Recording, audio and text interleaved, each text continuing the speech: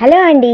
అందరికీ నమస్తే. శశి దీప్తిని చూస్తూ ఎవరు తను ఫస్ట్ లుక్నే నా హార్ట్ని టచ్ చేసింది అని గుండెపై చేయి పెట్టుకొని అనుకుంటూ లోపలికి వెళ్తాడు. స్నిగ్ధ సీమ హాల్లోకి వస్తారు. సీమ జానకి శశిలను చూసి పలకరించి స్నిగ్ధకు చెప్పి వెళ్ళిపోతుంది. జానకి శౌర్య ఎక్కడ స్నిగ్ధ అంది. స్నిగ్ధ ఆఫీస్ రూమ్ లో ఉన్నాడమ్మా అంది. జానకి సరే నేను వెళ్ళి మాట్లాడి వస్తాను అని ఆఫీస్ రూమ్ లోకి వెళ్తుంది. శశి హాల్లో నుండి గార్డెన్ లో పిల్లలతో ఆడుతున్న దీప్తి వైపు చూస్తూ నిలబడతాడు. స్నిగ్ధ నిలబడి ఉన్న శశిని చూసి కూర్చో శశి అంది. శశి దీప్తిని చూస్తూ కూర్చుంటే కనబడదు అన్నాడు. స్నిగ్ధ అర్థం కాక శశి చూస్తున్న వైపు చూస్తుంది. అప్పటికే పిల్లలు దీప్తి దాక్కోవడం, గంతలు కట్టుకున్న పాప కూడా అందరినీ వెతుక్కుంటూ అవతలికి వెళ్లడం వలన స్నిగ్ధకు ఎవరు కనపడరు శశి, ఎవరూ లేరుగా అంది. శశి కంగారుగా స్నిగ్ధాన్ని చూసి గార్డెన్ లో ఉన్న గులాబీలు స్నిగ్ధ అన్నాడు. స్నిగ్ధ అవి ఎప్పుడు చూసేవేగా, ఈ రోజు కొత్తగా చూస్తున్నావేంటి శశి అంది. శశి ఈ రోజు కొత్త గులాబీ చాలా అందంగా కనిపించిందిలే స్నిగ్ధ, నీ ప్రశ్నలు ఆపి నాకు కాఫీ ఏమైనా ఇస్తావా ఇవ్వవా అని అన్నాడు. స్నిగ్ధ విచిత్రంగా శశిని చూస్తూ కాఫీ తీసుకుని వస్తా అని కిచెన్ లోకి వెళ్తుంది. శశి దీప్తిని చూడటం కోసం బయటకు వెళ్ళబోతుంటే జానకి శౌర్య హాల్లోకి వస్తూ శశి అని పిలిచిన శౌర్య పిలుపుకు శశి ఆగి ఏంటన్నయ్యా అంటూ శౌర్య దగ్గరికి వస్తాడు. శౌర్య నా రూమ్ లోకి వెళ్దాం పదా అని శశి భుజం చుట్టూ చేయి వేసి పైకి తీసుకుని వెళ్తాడు. శశికి మనసంతా గార్డెన్ దగ్గరనే ఉంటే అయిష్టంగానే శౌర్యతో వెళ్తాడు. రూమ్ లోకి వెళ్ళాక శశి ఏంటన్నయ్యా ఏమైనా మాట్లాడాలా అన్నాడు. శౌర్య హా శశి మాట్లాడాలి, పద బాల్కనీలో కూర్చొని మాట్లాడుకుందాం అని బాల్కనీ వైపుకు వెళ్లి కూర్చుంటారు.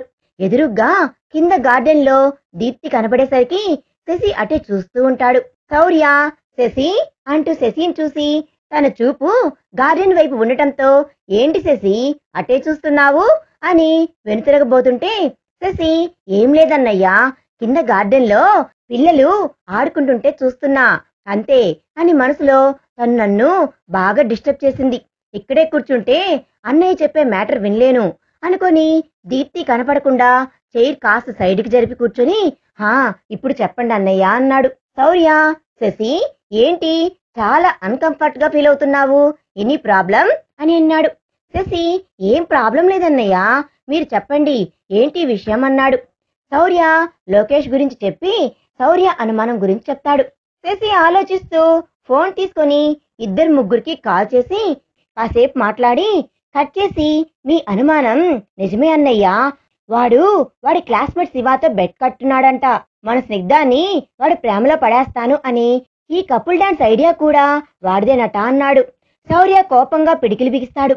శశి ఇప్పుడే స్నిగ్ధకు చెప్దామన్నయ్యా, తను పెర్ఫార్మెన్స్ క్యాన్సిల్ చేసుకుంటుంది అంటూ పైకి లేవబోతాడు. శౌర్య శశి చేయి పట్టుకొని ఆపి వద్దు శశి, పాపం స్నిగ్ధ ఈ డాన్స్ గురించి చాలా కష్టపడి ప్రాక్టీస్ చేసింది, ఇప్పుడు క్యాన్సిల్ అంటే తను చాలా బాధపడుతుంది, వాడి విషయం తెలిసింది కాబట్టి వాడి ప్లాన్ మనం ఫెయిల్ చేసి స్నిగ్ధ సీమాలే స్టేజీ మీద పెర్ఫార్మ్ చేసేలా చూద్దాం అని అన్నాడు. శశి చిన్నగా నవ్వుతూ సరే అన్నయ్య, పాపం లోకేష్ అనవసరంగా ఎక్కడి నుండో వచ్చి ఇక్కడ బుక్ అవుతున్నాడు అన్నాడు.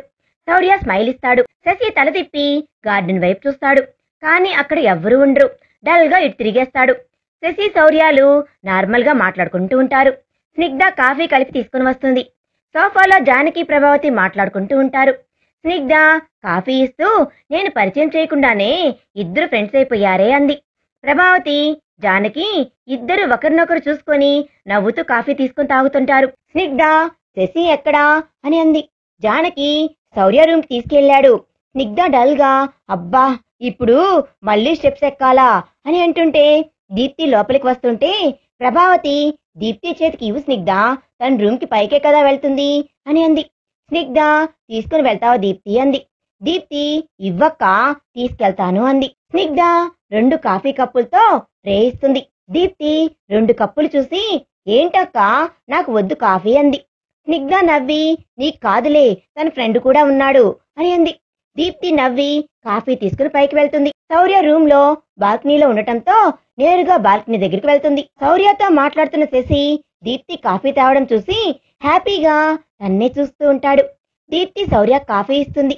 శౌర్య డల్ గా కాఫీ తీసుకుంటూ స్నిగ్ధ తేకుండా నువ్వు తీసుకుని వచ్చావే అని అన్నాడు. దీప్తి, నేను ఎలాగూ పైకి వస్తున్నాను కదా సార్, అందుకే తీసుకుని వచ్చాను అంటూ శశి కాఫీ ఇస్తుంది. శశి మనసులో కనీసం ఒక్కసారి కూడా నా వైపు చూడటం లేదు అని అనుకుంటూ శశి కాఫీ తీసుకుంటాడు. దీప్తి ట్రే అక్కడే పెట్టి వెళ్ళిపోతుంది. దీప్తి తన రూమ్ కి వెళ్లడమే ఫోన్ తీసుకొని శశిని తలుచుకుంటూ 2 రోజులవుతుంది. తనతో చాట్ చేసి ఏం చేస్తుందో ఏమో హాయ్ చెప్దాం అని అనుకొని ఫోన్ తీసుకొని హాయ్ శశి అని మెసేజ్ పెడుతుంది. కాఫీ తాగుతున్న శశి నోటిఫికేషన్ బీప్ సౌండ్ కి ఫోన్ చూసి దీప్తి మెసేజ్ చూసి తెలియకుండానే చిన్నగా నవ్వి హాయ్ అని రిప్లై ఇస్తాడు. శౌర్య కూడా ఫోన్ లో మాట్లాడుతూ కొంచెం దూరంలో ఉంటాడు. దీప్తి, ఏం చేస్తున్నావే అంది. శశి అనాలోచితంగా లవ్ చేస్తున్నా, జస్ట్ ఇప్పుడే తొలిచూపుతోనే ప్రేమలో పడిపోయా అన్నాడు. దీప్తి షాకింగ్ గా వాట్, ప్రేమ అంటే పడదు, ప్రేమకు దూరం అంటూనే ప్రేమలో పడిపోయావా? ఎవరే అతగాడు నిన్ను తొలిచూపులోనే ప్రేమలో పడేసిన ఘనుడు అని అంది. శశి ఆలోచిస్తూ ఇప్పుడు నేను అబ్బాయిని ప్రేమిస్తున్నట్లు చెప్పాలి కదా, వాడితో నిజం చెప్తే నేను మోసం చేశాను అనుకుంటాడేమో, కానీ ఇలా ఎంతకాలం అనుకుంటూ నీతో ఒక విషయం చెప్పాలరా అన్నాడు. దీప్తి, నాకు తెలుసు అంది. శశి, వాట్, తెలుసా అని ఆశ్చర్యపోయాడు. దీప్తి, హా, ప్రేమలో పడ్డాను అంటున్నావు, ఇక ప్రేమించిన వాడి గురించి చెప్పి చెప్పి నా బుర్ర తింటావు అంతే కదా అంది. శశి, నీకు జలసి బాగా కాలుతున్నట్లుంది, నేను చెప్పాలి అనుకున్నది వేరే విషయం, ఇప్పుడు చెప్పే మూడు కూడా లేదు, నేను నా ప్రేమ గురించి ఇక నీతో డిస్కస్ చేయనులే అని అన్నాడు. దీప్తి, ఏయ్, కోపం వచ్చిందా? Sorry Shashi, please excuse me, నిజంగా నాకేమీ జలసి లేదు, నాకు తెలియకుండానే మనం బెస్ట్ ఫ్రెండ్స్ అయిపోయాం, దానిని ఎవ్వరూ మార్చలేరు, నువ్వు నీ ప్రేమ గురించి నాతో చెప్పకుండా కూడా ఉండలేవు అని అంది. శశి, అది కూడా నిజమే. ఇంతలో శౌర్య రావడంతో శశి ఓకే బాయ్ దీపు అని చాట్ కట్ చేసి ఫోన్ జేబులో వేసుకొని శౌర్యతో కలిసి బయటికి వస్తాడు. దీప్తి, ఇది ఎప్పుడు ఇంతే, సడన్ గా చాట్ కట్ చేస్తుంది అని విసుక్కుంటూ ఫోన్ బెడ్ పై పడేసి వాష్రూమ్ కి వెళ్తుంది. శౌర్య శశి కిందకు వస్తారు. శశి చూపు ఇల్లంతా కలే చూస్తూ ఉంటుంది, దీప్తి కనిపిస్తుందేమో అని. జానకి పద శశి అని అనడంతో డల్ గానే బయటకు వచ్చేస్తాడు. గార్డెన్ వైపు చూస్తూ దీప్తిని తలుచుకుంటూ జానకిని బైక్ లో ఎక్కించుకుని వెళ్ళిపోతాడు. కాలేజీలో ఫ్రెషర్స్ డే. శౌర్య బాల్కనీలో ఫోన్లో రవితో మాట్లాడుతూ అంతా సరిగ్గా చూసుకుంటున్నారు కదా అన్నాడు.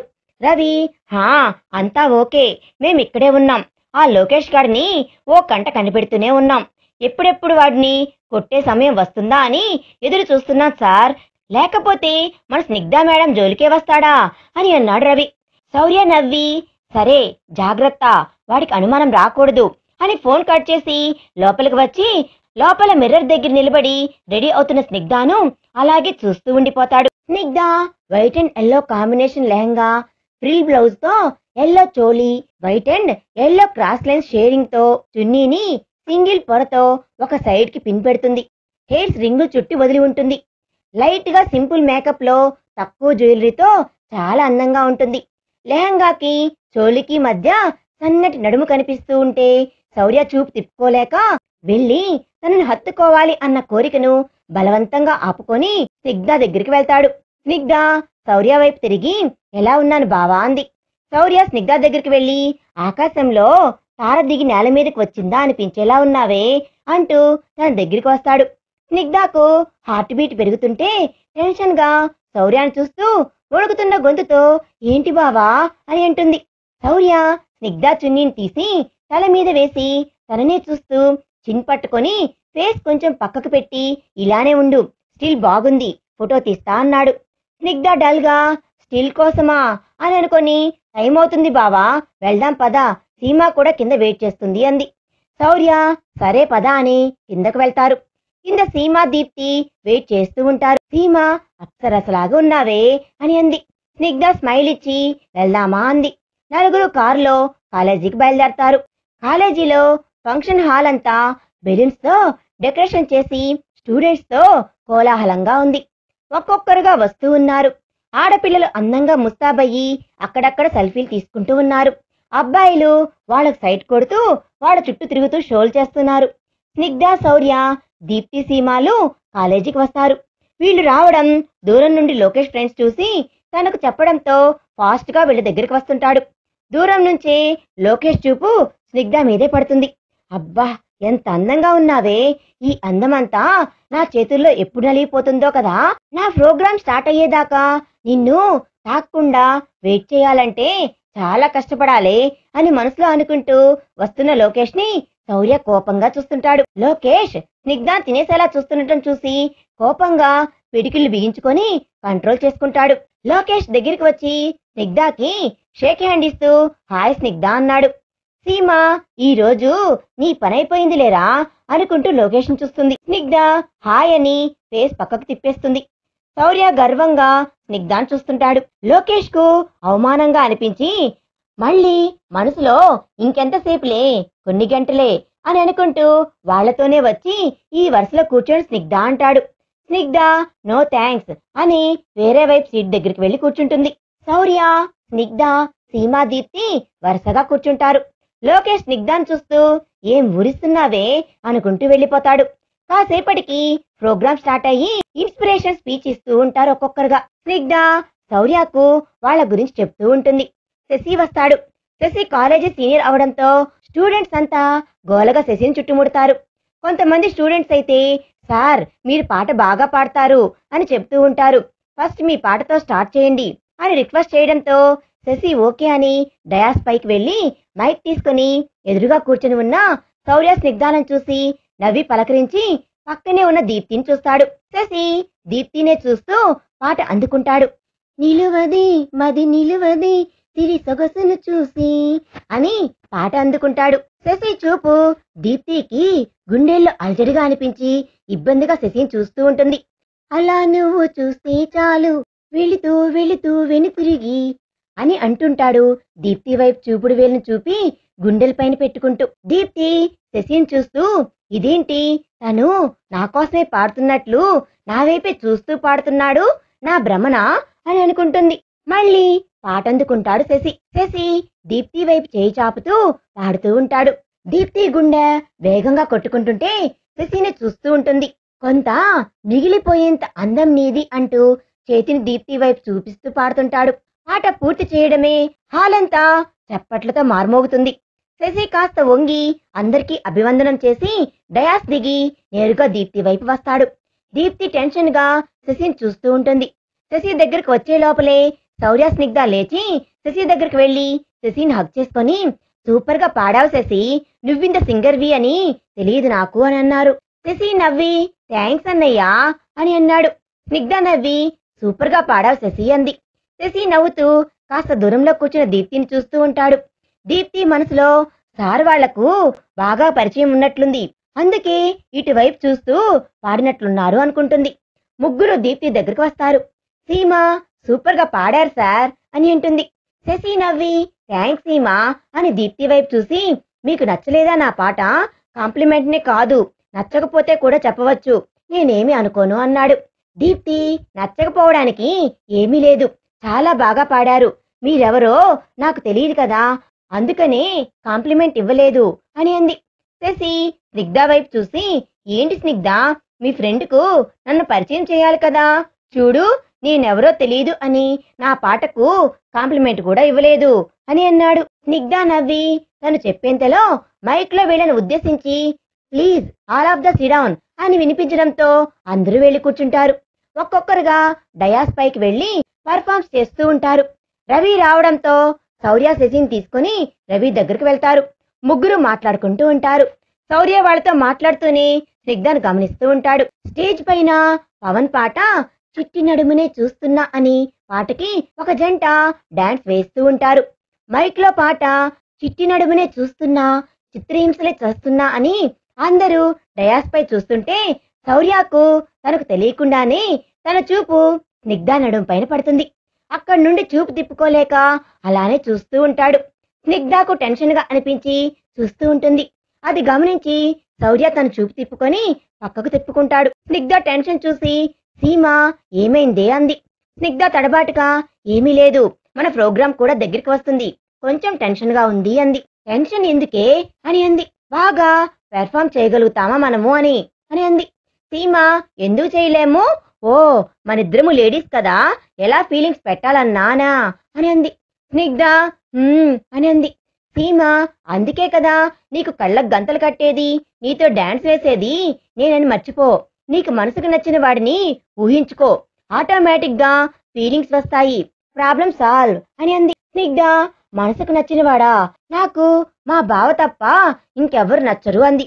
సీమ నవ్వుతూ అయితే ఇంకేం, మీ బావనే ఊహించుకో అంది. స్నిగ్ధ భావన అమ్మో నాకు భయం అని అంది. సీమ అయితే ఆ లోకేష్ ఊహించుకో అంది. స్నిగ్ధ చీచి అప్పుడు ఫీలింగ్స్ కాదు వామిటింగ్స్ వస్తుంది అని అంటుంది అసహ్యంగా. సీమ అందుకే భయాన్ని పక్కన పెట్టి మీ బావనే ఊహించుకో, అప్పుడు చూడు డాన్స్ అద్దరిపోతుంది అంది. స్నిగ్ధ ఆలోచిస్తూ మా బావనే ఊహించుకుంటాలే అంది. ఒక వ్యక్తి వీళ్ళ దగ్గరికి వచ్చి మిమ్మల్ని పిలుస్తున్నారు, మీరు వేసే డాన్స్ కి రెడీ అవ్వాలంట అని చెప్పడంతో ఇద్దరు లేచి అటువైపు వెళ్తూ సీమ బ్లూటూత్ ఆన్ చేసి శౌర్య వైపు చూసి థమ్ సింబల్ చూపిస్తుంది. శౌర్య కూడా థమ్ సింబల్ చూసి బ్లూటూత్ ఆన్ చేసి సీమకు రవికి కాన్ఫరెన్స్ కాల్ కనెక్ట్ చేస్తాడు. సీమ ఫోన్ లిఫ్ట్ చేసి హ్యాండ్ బ్యాగ్ లో వేసి చిన్నగా హలో అన్నా రెడీగా ఉండండి అంది. శౌర్య ఓకే అని రవితో, రవి నువ్వు సీమాన్ ఫాలో అవ్వు, ఏమైనా డౌట్ వస్తే నాకు చెప్పు, ఫోన్ కాల్ మాత్రం కట్ చేయొద్దు అన్నాడు. రవి ఓకే సార్ అని సీమ దగ్గరికి వెళ్లి కాస్త దూరంలో ఉండి సీమాను అబ్జర్వ్ చేస్తూ ఉంటాడు. స్నిగ్ధ సీమ మేకప్ రూమ్ లోకి వెళ్తుంటే వీళ్ళని పిలిచిన వ్యక్తి సీమ దగ్గరికి వచ్చి ఈ మేడంకు మాత్రమే ఇక్కడ, మీకు వేరే రూమ్ లో మేకప్ చేస్తారు, నాతో రండి మేడం అని అంటాడు. సీమ అదేంటి వేరే రూమ్, ఇద్దరం ఇక్కడే మేకప్ చేసుకుంటాం కదా అని అంది. లేదు మేడం మీ మేకప్ వేరు కదా, జెంట్స్ గా మేకప్ వేయాలి, పైగా మీసాలు పెట్టాలి, అందుకే ఆ రూమ్ లో మేకప్ మ్యాన్ ఉన్నాడు అని అన్నాడు. సీమ సరే పద అని ఆ వ్యక్తి వెనకనే వెళ్తుంది. రవి ఫాలో అవుతూ ఉంటాడు. సీమాను ఫాలో అవుతూ వస్తూ ఉన్న రవికి ఒక వ్యక్తి డాష్ ఇచ్చి రవి చేతిలో ఫోన్ కింద పడి స్విచ్ ఆఫ్ అయిపోతుంది. రవి సర్దుకొని డాష్ ఇచ్చిన వాడిని తిట్టుకుంటూ కింద పడిన ఫోన్ తీసుకొని చూసి స్విచ్ ఆఫ్ వస్తుంటే ఫోన్ పనిచేయలేదు. రవి ఫోన్ కింద పడినందువలన చెడిపోయినట్లుంది అని అనుకొని ఫోన్ జేబీలో వేసుకొని సీమ కోసం చూస్తాడు. కానీ సీమ ఎటు వెళ్ళిందో కనబడదు. రవి కంగారుగా అన్ని గదులు వెతుకుతుంటాడు. స్నిగ్ధ లోపలికి వెళ్తుంది. మేకప్ చేసే అమ్మాయి స్నిగ్ధ బుగ్గలను పౌడర్ అద్ది కళ్ళ కాటుకు పెట్టి పెదవులకు లైట్ పింక్ లిప్స్టిక్ వేస్తుంది. స్నిగ్ధ వేసుకున్న లెహంగాను నడుము కాస్త ఎక్కువ కనిపించేలా ఇంకాస్త కిందకి దింపుతుంది. స్నిగ్ధ మళ్ళీ మామూలుగా సెట్ చేసుకుంటుంది. మేకప్ చేసే అమ్మాయి అదేంటి మేడం, నేను నడుము బాగా కనిపించాలని కొంచెం కిందకి జరిపితే మీరు మళ్ళీ నార్మల్ గా సర్దేసుకుంటున్నారు అని అంది. స్నిగ్ధ నాకు చిరాగ్గా ఉంటుంది, వద్దు అని అంది.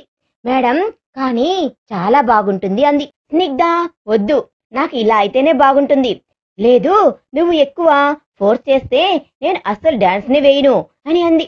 సరే మేడం మీ ఇష్టం, అలాగే ఉండని అని మిగతా మేకప్ ఫినిష్ చేసి తనకు బ్లాక్ క్లాత్ ఇచ్చి స్టేజ్ పైకి ఎక్కాక కళ్ళకు కట్టుకోండి అంది.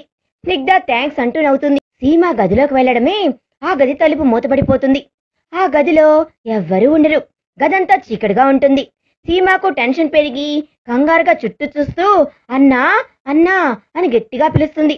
కానీ అక్కడ సిగ్నల్స్ లేకపోవడం వలన కాల్ కట్ అయిపోతుంది. మరి రవి సీమానెతికి సీమ ఎక్కడుందో కనుక్కొని సీమాను కాపాడతాడా? ఈ విషయం మరి శౌర్యకి ఎలా తెలుస్తుంది అనేది మనం నెక్స్ట్ పార్ట్ లో తెలుసుకుందాం. ఈ వీడియో కనుక మీకు నచ్చినట్లయితే ప్లీజ్ లైక్ చేయండి. మీ విలువైన అభిప్రాయాన్ని కామెంట్ రూపంలో తప్పకుండా తెలియజేయండి. Thanks for watching.